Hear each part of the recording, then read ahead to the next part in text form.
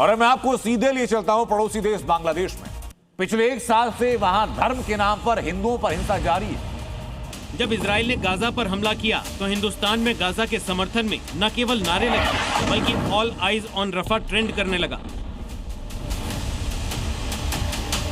Gaza की हमदर्दी के बयान आए, सोशल मीडिया पर पोस्ट किए गए, राजनीतिक पार्टियों से लेकर फिल्म स्टार तक गाजा के बचाव में मुहिम चलाने लगी।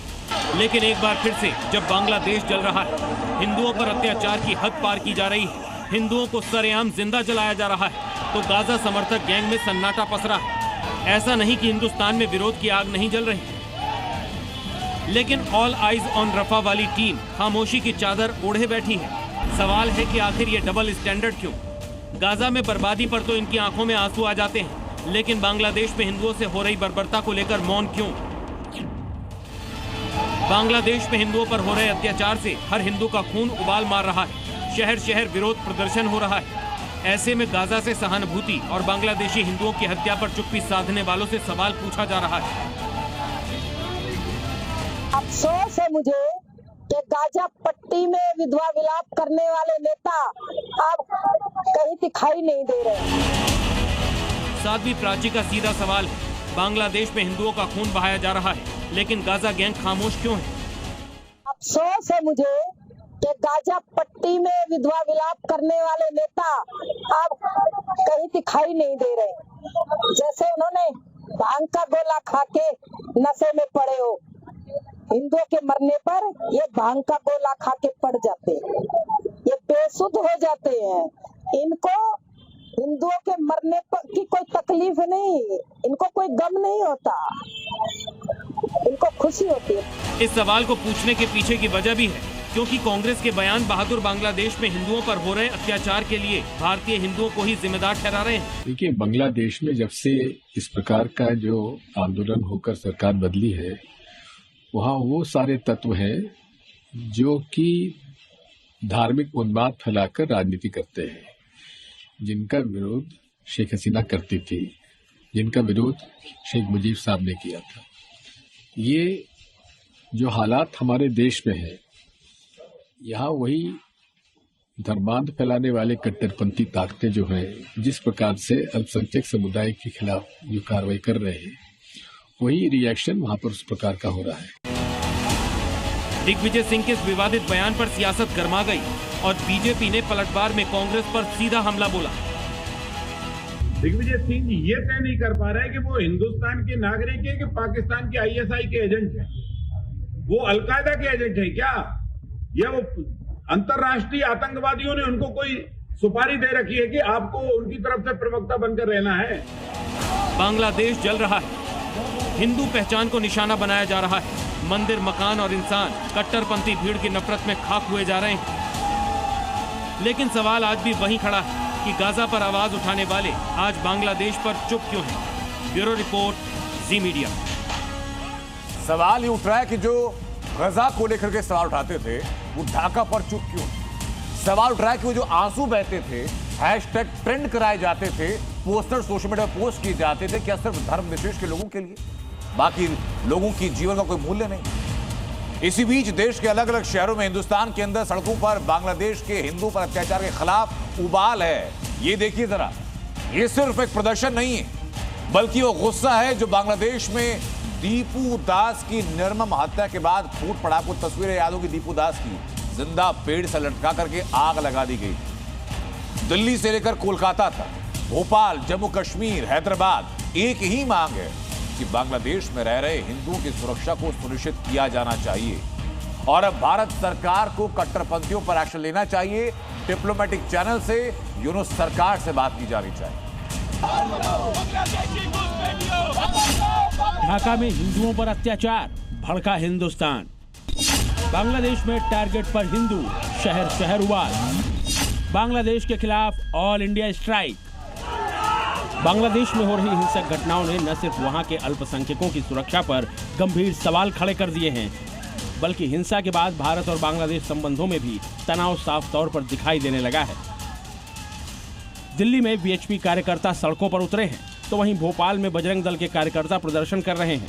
कोलकाता में हिंदू संगठनों ने बांग्लादेश के खिलाफ मोर्चा खोल दिया है। तो वहीं जम्मू कश्मीर में भी हिंदू की हत्या पर आक्रोश देखने को मिला। दिल्ली में ये गुस्सा 18 दिसंबर को बांग्लादेश में हुई दीपू दास की निर्मम हत्या के खिलाफ है। बांग्लादेश उच्चायोग के पास विश्व हिंदू परिषद और हिंदू संगठनों के लोग हजारों की संख्या में इकट्ठा हुए और दीपू की मॉब लिंचिंग के खिलाफ प्रदर्शन किया। प्रोटेस्ट की ये 3 तस्वीरें देखिए। कैसे हजारों की संख्या में इकट्ठा हुई भीड़ ने बांग्लादेश की यूनुस सरकार के खिलाफ जमकर नारेबाजी की। उच्चायोग के बाहर लगाई गई बैरिकेडिंग को तोड़कर आगे बढ़ने का प्रयास किया। जब हालात बेकाबू हो गए तो पुलिस को लाठीचार्ज करना पड़ा। बैरिकेड तोड़ते हैं तो पुलिस ने वार्निंग भी जारी कर दी है कि अगर आप बैरिकेड तोड़ेंगे तो आपको हिरासत में ले लिया जाएगा। ये देखिए अभी यहाँ पर भी गुत्थम गुत्था हुआ है, पुलिस ने लाठीचार्ज किया था। सिंदूर पहाड़ की शुरुआत बांग्लादेश से होगी और जितने जिहादी हैं उनका अब अंत निश्चिंत है। हमारी सेनाएं पूरी तरह तैयार है और हम जल्दी कायर गद्दार पाकिस्तान के साथ साथ बांग्लादेश पे वहाँ बैठे जिहादियों का अंत करने के लिए आ रहे हैं। भोपाल में हिंदुओं पर अत्याचार के खिलाफ हिंदू संगठन सड़कों पर उतरे। बजरंग दल की अगुवाई में हिंदुओं ने हुंकार भरी और भारत सरकार से तत्काल एक्शन लेने की मांग की। दीपू चंद्र दास को जिस तरीके से जिंदा जलाया गया उसके बाद हिंदुओं में नाराजगी नारों में तब्दील हो गई है। ये नारे सुन लीजिए, सड़क पर इस वक्त हिंदुओं का जमघट नजर आ रहा है। ये बांग्लादेश में कौन सी ये मानसिकता चल रही है? बांग्लादेश में जो इस प्रकार का अत्याचार हिंदुओं के साथ हो रहा है उसके लिए भारत सरकार को तुरंत वहां कड़ी कार्रवाई करना चाहिए और उनको अपनी ताकत दिखाना चाहिए। जम्मू कश्मीर में भी लोग बांग्लादेश के खिलाफ सड़कों पर उतरे, सरकार से बांग्लादेश में दखल देने की मांग की। ये 2 तस्वीरें देखिए। पहली तस्वीर जम्मू के बार एसोसिएशन की है जो हिंदुओं पर अत्याचार के खिलाफ प्रोटेस्ट कर रहे हैं। वहीं दूसरी तस्वीर शिवसेना के डोगरा फ्रंट की है जिन्होंने दीपू दास की हत्या के खिलाफ प्रदर्शन किया। कोलकाता में बांग्लादेश के खिलाफ हिंदू संगठनों का गुस्सा नजर आया। हिंदू जागरण मंच के कार्यकर्ता सड़कों पर उतरे और बांग्लादेश में हो रही हिंसा के खिलाफ प्रदर्शन किया। उधर तेलंगाना में भी हिंदुओं की हत्या के विरोध में बीएचपी ने हिंदू संगठनों के साथ मिलकर प्रदर्शन किया। देश में शहर शहर ये गुस्सा, ये हंगामा, ये बवाल बांग्लादेश में हो रहे हिंदुओं पर अत्याचार के खिलाफ है। लोगों की मांग है कि अब सरकार को बांग्लादेश में हिंदुओं की रक्षा के लिए आगे आना चाहिए। Bureau report, Zee media. और अब बात उत्तर प्रदेश में करने जा उत्तर प्रदेश जहां एक बार फिर छांगुर जैसा गैंग एक्टिव हो गया। और मैं क्यों कह रहा हूं उसके पीछे की वजह बताता हूं। क्योंकि लखनऊ के किंग जॉर्ज मेडिकल यूनिवर्सिटी से एक ऐसा ही मामला सामने आया। योगी के शहर में हिंदू बेटियों को टारगेट करने वाले डॉक्टर नाम रमीजुद्दीन, उस पर एक्शन शुरू हो चुका है। सस्पेंशन, एफआईआर और हाई लेवल जांच के बाद अब सवाल फिर यही कि लखनऊ का ये छांगुर सलाखों के पीछे कब पहुंचेगा।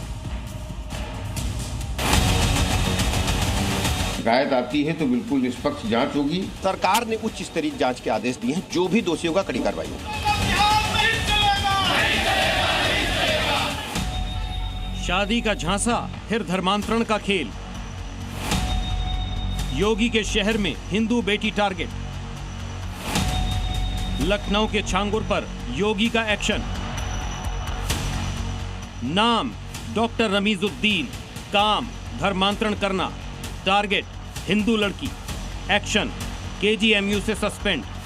लखनऊ के किंग जॉर्ज मेडिकल यूनिवर्सिटी में मुस्लिम रेजिडेंट डॉक्टर ने पहले हिंदू लेडी डॉक्टर को अपने प्रेम जाल में फंसाया, शादी का झांसा देकर शारीरिक शोषण किया और फिर उस पर इस्लाम कबूल करने का दबाव बनाया। लेकिन जब उसने इनकार किया तो मेंटल टॉर्चर करने लगा।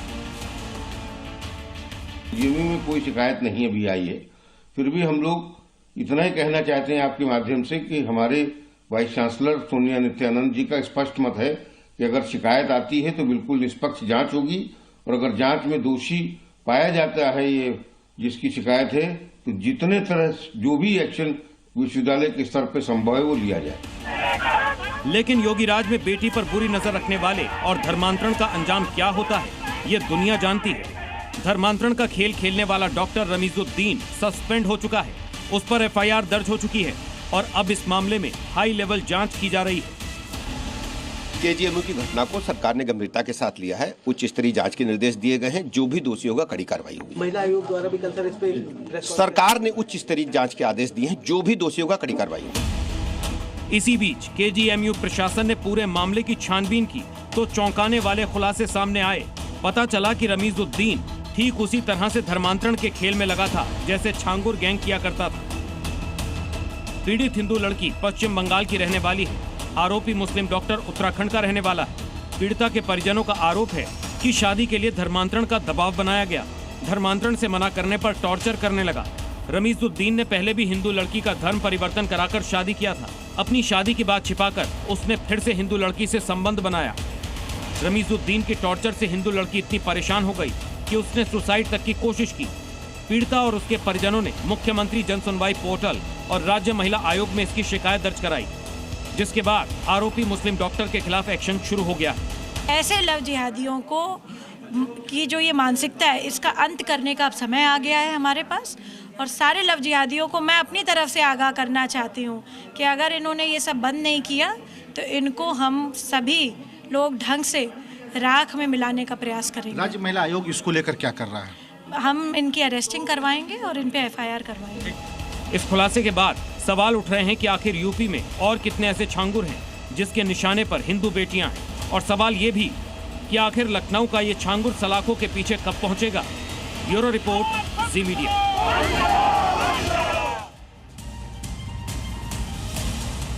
यूपी में अपराध की उल्टी गिनती शुरू हो चुकी है। पश्चिमी उत्तर प्रदेश से लेकर पूर्वी उत्तर प्रदेश तक एक जैसा action mode Uttar Pradesh police का, और हर उस चेहरे पर शिकंजा कसा जा रहा है जो कानून को चुनौती देता है, क्योंकि ठान लिया गया प्रदेश के अंदर कि हर शहर को साफ करना है, उत्तर प्रदेश को अपराध मुक्त करना है। लेकिन अगर कहीं छिनैती या लूट की घटना घटित हो गई तो कुछ ही घंटों में अपराधी जेल के शिकंजों में होता है और लंगड़ाता हुआ चलता हुआ दिखाई देता है। यूपी का सेंसिटिव जोन क्लीन करेगी योगी फोर्स। जिला सहारनपुर।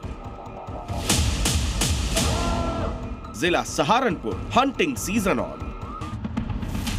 संकल्प है उत्तर प्रदेश को क्राइम फ्री बनाना। मिशन है अपराधियों का जड़ से सफाया और टारगेट पर है यूपी का सेंसिटिव जोन। योगी सरकार की जीरो टॉलरेंस नीति अब जमीन पर साफ दिखाई दे रही है। अपराध के गढ़ माने जाने वाले इलाकों में अब कानून का खौफ सिर चढ़कर बोल रहा है। यूपी में अपराध के हर चैप्टर को हमेशा के लिए क्लोज करने के लिए योगी फोर्स को खुली छूट दे दी गई है।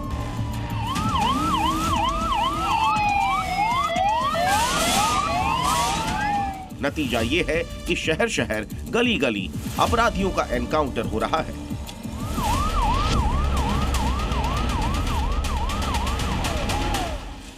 लेकिन योगी फोर्स फिलहाल वेस्टर्न यूपी के उस इलाके में सफाई अभियान पर ज्यादा फोकस कर रही है जिसे यूपी का सेंसिटिव जोन कहा जाता है। नाम है सहारनपुर। 1 जुलाई 2025 से लेकर अब तक सहारनपुर में 79 एनकाउंटर्स हो चुके हैं। इस दौरान करीब 114 शातिर अपराधियों को दबोचा गया है, जिसमें 79 अपराधियों को एनकाउंटर के बाद पकड़ा गया तो 35 क्रिमिनल्स कॉम्बिंग के दौरान धरे गए। इस दौरान एक इनामी अपराधी को एनकाउंटर के दौरान मार गिराया गया। जनपद में लगभग 79 मुठभेड़ हुई है। उसमें 114 शातिर अपराधी गिरफ्तार और घायल हुए हैं और एक अपराधी मृत हुआ। इसके अलावा 2.17 करोड़ की जो धनराशि है साइबर क्राइम में, उसको भी फ्रीज कराकर लगभग 1.08 करोड़ की जो धनराशि है उसको जो जनता है उसको वापस कराया गया है। यानी जिस इलाके में कांवड़ यात्रा के दौरान बवाल होता है, जिस इलाके में हिंदू मुसलमान विवाद होता है, कट्टरपंथी गैंग के सबसे ज्यादा हंगामे की खबरें आती हैं, और जिस इलाके में व्हाइट कॉलर टेरर नेटवर्क बनाया जा रहा था, उस इलाके में योगी फोर्स सबसे ज्यादा एक्टिव है और उस इलाके का शुद्धिकरण हो रहा है। सहारनपुर के साथ ही यूपी के हर शहर में योगी फोर्स का ऑपरेशन लंगड़ा नॉन स्टॉप जारी है, क्योंकि योगी आदित्यनाथ का साफ कहना है कि यूपी को अपराध मुक्त बनाने की राह में जो भी आएगा वो ऐसे ही बुलेट खाएगा, क्योंकि यूपी में अपराध और अपराधियों के लिए कोई जगह नहीं है। और इस मिशन को पूरा करने में योगी फोर्स भी लगी है, जिसकी ताजा तस्वीर सीतापुर से बागपत और श्रावस्ती से मथुरा तक देखने को मिली, जहां अपराधियों के खिलाफ ताबड़तोड़ एक्शन चल रहा है। इनमें से सीतापुर और श्रावस्ती में इनामी अपराधी योगी फोर्स की गिरफ्त में आए। सीतापुर में पुलिस को चकमा देकर भाग रहा 50,000 का इनामी अपराधी छोटू मिश्रा उर्फ सुनील मिश्रा अब सलाखों के पीछे है। जब छोटू मिश्रा को पुलिस ने चेकिंग के दौरान रोका तो उसने पुलिस पर फायरिंग कर दी, लेकिन पुलिस की जवाबी कार्रवाई में गोली लगने के बाद पकड़ा गया। पुलिस मुठभेड़ में एक वांछित अपराधी छोटू उर्फ सुनील उर्फ संजय, जो सिद्धेश्वर सिदौली का रहने वाला था, उसको गिरफ्तार किया गया था।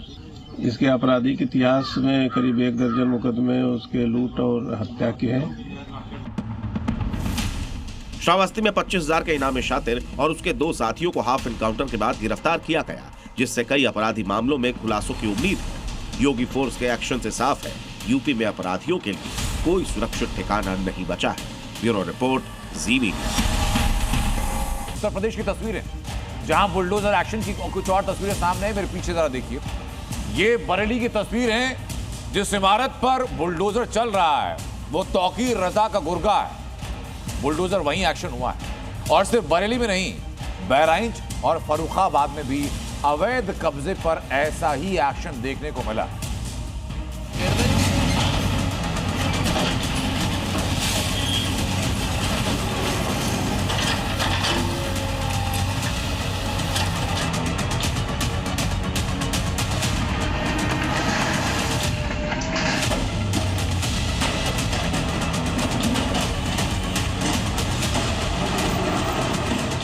बरेली में बाबा के बुलडोजर की दहाड़,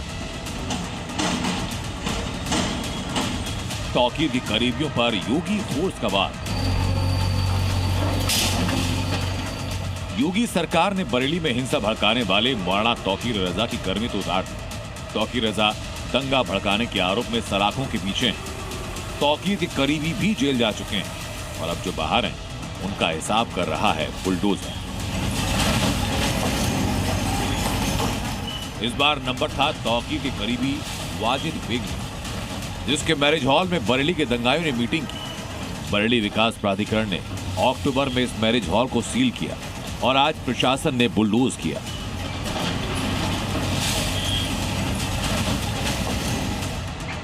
बरेली के साथ बुलडोजर एक्शन बहराइच में भी हुआ। ये तस्वीरें बहराइच के नानपारा की, जहां तालाब की जमीन पर अवैध तरीके से बनाई गई दुकानों को बुलडोज किया गया। जमीन पर करीब 10 अवैध दुकानें थीं। इसके साथ ही प्रशासन ने साफ किया कि सरकारी जमीन पर किसी भी सूरत में कब्जा बर्दाश्त नहीं होगा। मझौआ बुलौरा निवासी यासीन पुत्र रियासत के द्वारा 10 दुकानें बनाकर अवैध कब्जा किया हुआ है, जिस पर मेरे द्वारा तहसीलदार राजेश निक्षय व क्षेत्रीय लेखपाल को भेजकर तालाब की भूमि पर बनी 10 दुकानों को ध्वस्त करा दिया गया है, जिस पर पूर्व में न्यायालय के द्वारा बेदखली का आदेश भी जारी किया जा चुका है। तो एक तरफ बुलडोजर एक्शन रफ्तार में, दूसरी तरफ भू माफिया अभी भी आदेशों की नाफरमानी कर रहे हैं, खाली जमीन पर कब्जा करते हैं। ऐसा ही हुआ फर्रुखाबाद, जहां 50 बीघा जमीन पार्क के लिए थी, लेकिन वहां कब्जा गैंग ने प्लॉटिंग शुरू की। इस जमीन की कीमत करीब 40 करोड़ रुपए। सरकारी नक्शे के मुताबिक ये जमीन सुरक्षित की गई, लेकिन भू माफिया ने कागजों में हेराफेरी की, जमीन पर कब्जा किया, और अब उसी भू माफिया पर एक्शन की तैयारी है।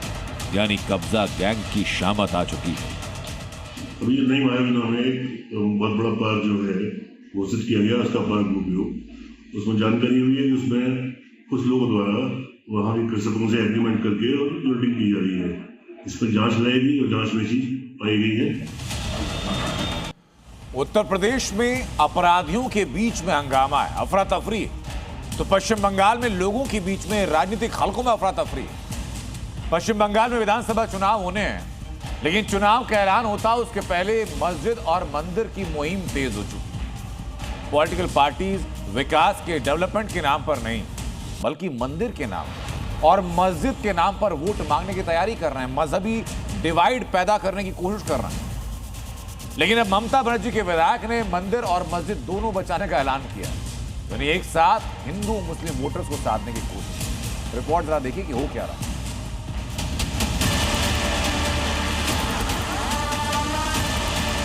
ममता बनर्जी अगले दिन सत्ता में ले आएगी, जो 100 को पार नहीं कर पाएगी। जो मंदिर जाएगा, कोई मस्जिद जाएगा, वो भी हम बनाएंगे, टास्क बनाएंगे, और जो आदमी जो इच्छुक है वो भी दान करेगा। पश्चिम बंगाल में अगले साल चुनाव होने हैं, लेकिन मुद्दा अभी से सेट है। मुद्दा विकास का नहीं बल्कि हिंदू मुस्लिम और मंदिर मस्जिद का है, और चारों तरफ इसकी गूंज भी है।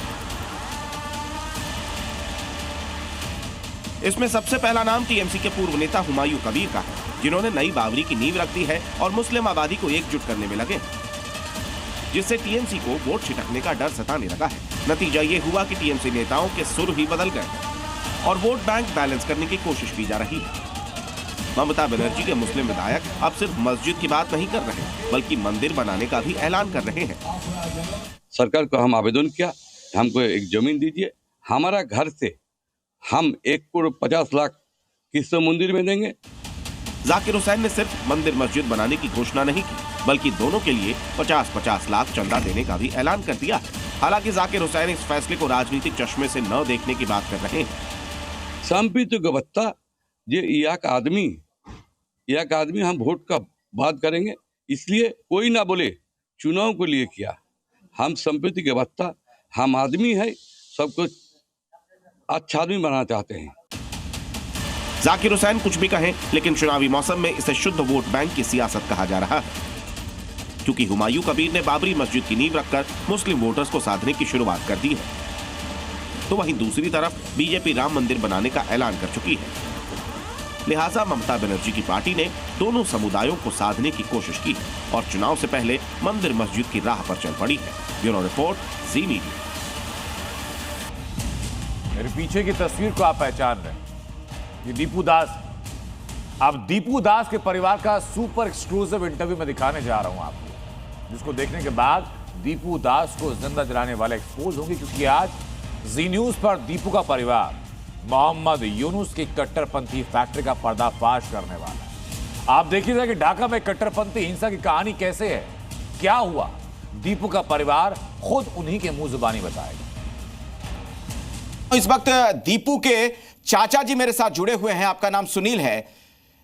सुनील जी, जो घटना घटी है दीपू के साथ, जो कुछ हुआ वहां पर, वो दीपू के साथ में है। दीपू सोमवार के दिन छुट्टी पा के हम लोग के घरे आ गया, आए के मंगर के राय के बूथ के चला जाए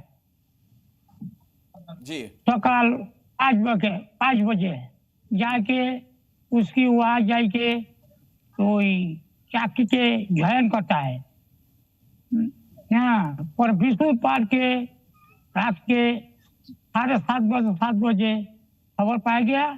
ये दीपू का तो ये भावे ताकि इस्लाम के विरुद्ध भावे कोई के उसकी बंगाली मार गया। थाना के गेट में आस्ते आबार बोल गया ये दीपू नहीं है। तो हम बोल गया ये दीपू कहाँ चल गया। नहीं, क्यों ऐसा किया गया उनके साथ? क्या जो हो गया हम लोग तो नहीं देख गया। अच्छा, आप लोगों को वहां पर डर लग रहा है? भारत आना चाहते हैं आप लोग? किसी तो डर लग गए है, उसकी हुमकी दे गया, हुमकी दे गया। हाँ, तो हम लोग तो निरहो आदमी है, तो हम लोग को तो इस्लाम के भय पाई गया। आप लोगों को क्या पता चला? इस घटना के बारे में क्या जानकारी मिली थी आपको? कब पता चला था ये सब कुछ? हमको के कुछ नहीं जानता है क्या लेके क्या होगा, जहाँ हमारे बेटा के कैसे मारेगा कुछ ना जानेगा। कौन लोग थे वो जिन्होंने ये किया दीपू के साथ? वो दीपू के साथ कोई ना रहा, वो अकेले में रहा। नहीं, लेकिन जिन लोगों ने दीपू को मारा पीटा, हत्या कर दी, ये कौन लोग थे? कौन तो हम ना बता सकेगी, हम तो घरे रहते हैं। अच्छा, तो आप लोग इनको जानते नहीं थे? ना। तो ये वो लोग हैं जो इन दिनों बांग्लादेश में हिंदू जो है जान जाते हैं सिर्फ कि हिंदू है तो उसकी पिटाई कर दी जाती है, मॉब लिंचिंग की जाती है, उनको मार दिया जाता है, ये वही लोग हैं? हाँ, वही लोग है सकल है, मुसलमान है सकल है, मुसलमान तो है लोग, ये लोग मुसलमान है। हाँ, अच्छा, आपके पीछे जो परिवार के बाकी लोग मुझे दिख रहे हैं, बाकी मेंबर हैं जो सदस्य हैं, कौन है वो दीपू के जो महिलाएं दिख रही हैं? दीपू के वो दीपू के हुआ है, दीपू के जेठी है, दीपू के जनाना है। अब आप क्या चाहते हैं? आपको इस वक्त पूरा हिंदुस्तान सुन रहा है, क्या कहना चाहते हैं? या भारत की सरकार से कुछ कहना चाहते हैं तो आप बोल सकते हैं, अपनी बात रख सकते हैं। भारत से सकते हैं कि आपने की साथ दीपू के साथ यही तो है, जैसनी मैंने कहा है तो उसने के फांसी चाहते हैं। ये आपने सुना जो मेरे सहयोगी अखिलेश ने दीपू के परिवार से बात की। वो बता रहे हैं कि कौन लोग थे जो दीपू को उठाकर ले गए, वो बता रहे हैं कि दीपू को किसने आग लगाई, वो बता रहे हैं कि वो अब चाहते क्या है। लेकिन बांग्लादेश में प्रदर्शनकारी पाकिस्तान में लिखी मुनीर की पूरी स्क्रिप्ट को जमीन पर उतार रहे हैं। जिस उस्मान हादी की हत्या के बहाने एक हिंदू युवक दीपू दास को जला दिया गया, उसी हादी की हत्या पर एक और खुलासा हुआ। बीएनपी के नेता ने साफ कह दिया कि हादी की हत्या का जिम्मेदार वो जमात है जिसका कंट्रोल पाकिस्तान की आईएसआई के पास है। सब कुछ शीशे की तरह साफ है कि इकबाल मंच के संयोजक और भारत के खिलाफ जहर उगलने वाले उस्मान हादी की हत्या किसने की। हादी की हत्या से किसको फायदे की उम्मीद है, ये बीएनपी के नेता नीलोफर के बयान ने दो बातें क्लियर कर दी हैं। पहली ये कि उस्मान हादी की हत्या का जिम्मेदार जमात इस्लामी है, और दूसरा फैक्ट ये कि जमात इस्लामी का कंट्रोल पाकिस्तान की खुफिया एजेंसी आईएसआई के हाथ में है। मतलब घूम फिर कर बात वहीं पहुंच गई कि कट्टरपंथियों की कमान रावलपिंडी में बैठा मुल्ला मुनीर संभाल रहा है। हादी की हत्या के बहाने बांग्लादेश में हिंदू दीप चंद्र दास को जलाना हो या हिंदुओं के साथ हो रही हिंसा, इन सब के पीछे आईएसआई का हाथ है। हालांकि बांग्लादेश की सड़कों को हिंदुओं के खून से लाल कर देने वाला खुलासा पहली बार नहीं है। 2024 में भी शेख हसीना के तख्ता पलट में इसी जमात इस्लामी का हाथ था और उस्मान हादी उसका पोस्टर बॉय था। मुल्ला मुनीर ने बांग्लादेश में आईएसआई का ढाका सेल एक्टिव कर दिया। कई मीडिया रिपोर्ट्स में कहा जा रहा है कि मोहम्मद यूनुस के ऊपर भी तख्ता पलट का खतरा है। मुनीर का ये ढाका सेल कहीं और से नहीं बल्कि ढाका में मौजूद पाकिस्तानी हाई कमीशन से काम कर रहा है। मुनीर के इशारे पर आईएसआई ने पिछले साल नवंबर में ढाका सेल का गठन किया था। बांग्लादेश में हो रही हिंसा के पीछे ढाका सेल का बड़ा रोल है। मीडिया रिपोर्ट्स के मुताबिक ढाका सेल की कमान एक पाकिस्तानी ब्रिगेडियर संभाल रहा है। आईएसआई के स्पेशल विंग में ब्रिगेडियर के अलावा मेजर समेत कई पाकिस्तानी ऑफिसर्स हैं। ढाका सेल का मुख्य मकसद बांग्लादेश की सत्ता पर कट्टरपंथी संगठन जमात इस्लामी को काबिज कराना है। यही वजह है कि आईएसआई का ढाका सेल चुनाव होने तक बांग्लादेश की सत्ता पर यूनुस को बरकरार रखना चाहता है। यूनुस के जरिए ऐसा माहौल बनाना चाहता है कि बांग्लादेश के चुनाव में जमात भारी बहुमत से जीत जाए। ढाका सेल अपने मकसद को पूरा करने के लिए हर महीने 20 करोड़ टका बांग्लादेशी करेंसी खर्च कर रहा है। ये पैसा उसे ड्रग्स की तस्करी और भारत के नकली नोट के धंधे से मिलता है। पाकिस्तान का मुल्ला मुनीर बांग्लादेश को अपनी मुट्ठी में कैद करना चाहता है। जाहिर है इससे भारत की मुश्किलें बढ़ जाएंगी और यही पाकिस्तान चाहता भी है। लेकिन ये मुनीर के हसीन सपने हैं। बांग्लादेश को हिंसा के हवाले कर देने के बावजूद अभी पिक्चर बाकी है। Bureau report, Zee media. Pakistan जो आतंकी संगठन लश्कर तैयबा आर्मी चीफ आसिम मुनीर के हाथ में है और ये दोनों मिलकर के पाकिस्तान के अंदर मानो फिदाइन फैक्ट्री खोल रहे हैं। और मैं फिदाइन फैक्ट्री क्यों कह रहा हूं उसकी वजह बताता हूं आपको। क्योंकि इन दोनों के टारगेट पर अब बच्चे हैं जिनके दिमाग में भरा जा रहा है कट्टरता और नफरत का जहर। बच्चों को फिदाइन बनने की ट्रेनिंग दी जा रही ताकि जब चाहे जहां चाहे वो फट जाए। पाकिस्तान के नए टेरर प्लान का पर्दाफाश, बच्चों को फिदाइन बना रहा लश्कर तैयबा। पाकिस्तानी फौज और उसके पाले आतंकी संगठन भारत के खिलाफ नई साजिशों में जुटे हैं और अब आतंकी संगठन लश्कर तैयबा भारत के खिलाफ बच्चों को मोहरा बना रहा है। लेकिन यह आतंकी साजिश डिकोड हो चुकी है। सूत्रों के मुताबिक पाकिस्तान में बैठा आतंकी हाफिज सईद अपने बेटे तलहा सईद के साथ मिलकर नए टेरर प्लान पर काम कर रहा है। आतंकी तलहा सईद आईसिस के तर्ज पर लश्कर तैयबा का विस्तार कर रहा है। बड़े पैमाने पर पाकिस्तानी युवाओं को खूंखार आतंकी संगठन में शामिल किया जा रहा है। लश्कर के टारगेट पर कम उम्र के लड़के लड़कियां भी हैं जिन्हें कट्टरपंथी तालीम देकर नापाक मंसूबों को अंजाम दिया जा सके। इसके लिए बाकायदा बच्चों को ऑनलाइन ट्रेनिंग दी जा रही है ताकि वो कट्टरपंथ जिहाद के नाम पर फिदाइन बनकर कहीं भी फट जाए। आतंकी हाफिज का बेटा तलहा लश्कर का स्टूडेंट विंग भी बना रहा है जिससे पाकिस्तानी यूनिवर्सिटी में घुसपैठ आसान हो और आतंकियों की नई फौज तैयार हो। लश्कर व्हाइट कॉलर टेरर मॉड्यूल पर भी काम कर रहा है। आतंकियों के निशाने पर डॉक्टर, इंजीनियर और टीचर्स हैं। दिल्ली ब्लास्ट को आतंकी डॉक्टर्स के ग्रुप ने अंजाम दिया, जिसका लश्कर से सीधा संबंध सामने आ चुका है। अब आतंकी Hafiz Saeed white collar terror module का विस्तार करने में जुटा है, जिसके लिए बच्चों को फिदायीन बनाया जा रहा है। इससे पहले पाकिस्तान के कट्टरपंथी मौलाना ताहिर अशरफी का एक वीडियो सामने आया, जिसमें मौलाना पाकिस्तानी सेना चीफ आसिम मुनीर से साफ कह रहा था कि मदरसे के 30 लाख बच्चे जान देने को तैयार हैं, फिदायीन बनने को तैयार। जाहिर है पाकिस्तान के मौलाना हो या आतंकी, सब एक ही मिशन में पूरे पाकिस्तान को फिदायीन बनाने में लगे हैं। और इस फिदायीन फैक्ट्री का मालिक है Pak army chief Asim Munir. Bureau report, Zee media. लेकिन ये इकलौती परेशानी नहीं है पाकिस्तान की एग्जिस्टेंस को लेकर, उसके वजूद को लेकर। पाकिस्तान के अंदर धर्म युद्ध भी शुरू हो रहा है। और ये मैं क्यों कह रहा हूं, सुनिए जरा। दो मुआने हैं, एक तरफ है पाकिस्तानी आर्मी का सुप्रीम आसिम मुनीर, तो दूसरी तरफ है पाकिस्तान के राजनीति में हलचल मचाने वाले और जमीयत उलेमा इस्लाम का चीफ फजलुर रहमान। फजलुर रहमान जो पाकिस्तान के लियारी में पहुंचता है, हिंदुस्तान और अफगानिस्तान के बिगड़े रिश्तों पर मुनीर के ऊपर लांछन लगा। पाकिस्तान की क्राइम फैक्ट्री कहे जाने वाले लियारी में कल ऐसा लगा जैसे एक बार फिर रहमान डकैत आया। चेहरा भले ही बदला था, मगर इस रहमान के तेवर और अंदाज कमोबेश वही थे जो 2 दशक पहले लियारी में गूंजते थे। इस रहमान के निशाने पर पाकिस्तान की शहबाज सरकार थी, जो पाक जनरल मुनीर के हाथों की कठपुतली है। मगर फजलुर रहमान ने शहबाज और मुनीर को एक साथ आईना दिखाया।